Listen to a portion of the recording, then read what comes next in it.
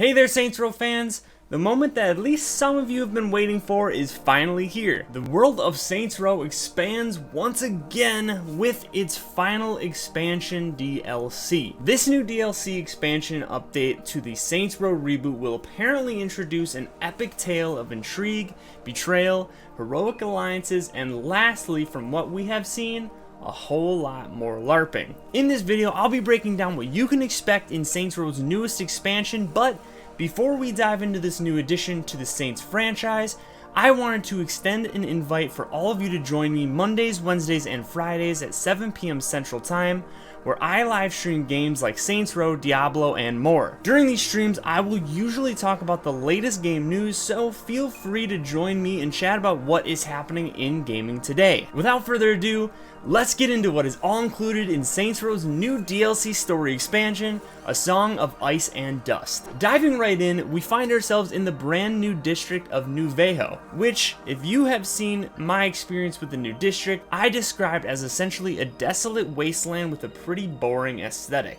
However, in Vallejo's defense, this was before the addition of the new story expansion, so there is a possibility that it has livened up a bit since the initial drop. Our journey begins with a grand marriage celebration, but not everything is as it seems. Betrayal lurks in the shadow as uneasy alliances are formed. Your mission?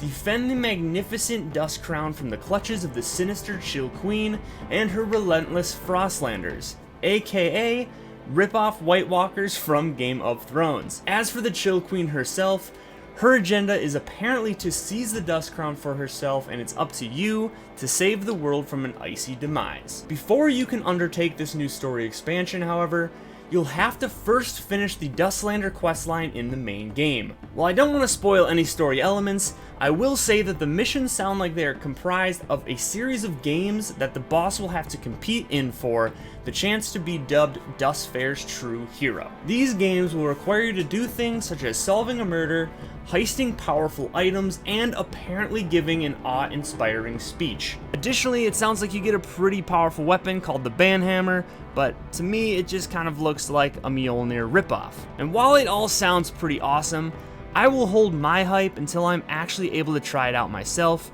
as it is a part of the LARP-inspired DLC. To break this expansion down into some more tangible details for you, this new story expansion includes 5 thrilling new quests that will test your mettle, an entirely new enemy faction to face off against called the Frostlanders, 3 new weapons, which includes the Banhammer, the Frostlander Axe, and a new SMG, a new skill called the Frostnade, 4 new vehicles, which are the Galatrax Helicopter, the Frost Chariot Golf Cart, the Frosty Granddad Truck, and the Sandy Granddad Truck.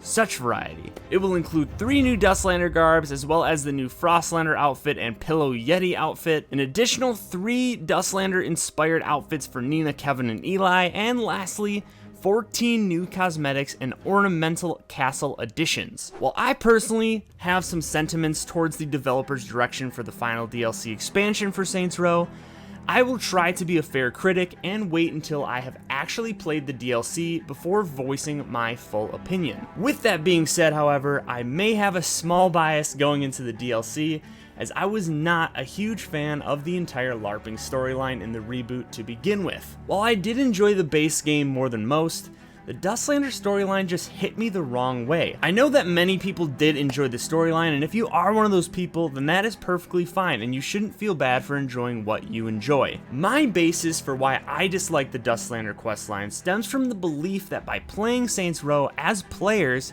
we are already having to mentally buy into the world of Santo Ileso. In this world, violence, mayhem, and even death are some of the core elements and consequences that players have to deal with. With that being said, the addition of the LARPing questline essentially tries to make the player buy out of Santo Ileso and into the Dustlander world, where there is no actual violence or death, and mayhem is kept inside the confines of this LARPing community. While story-wise this might work in small doses as some sort of comedic relief from the dark undertones associated with Saints Row, the prolonged sequences of the Dustlander questline almost negate the work that is being done to make players buy into the overall world of Saints Row.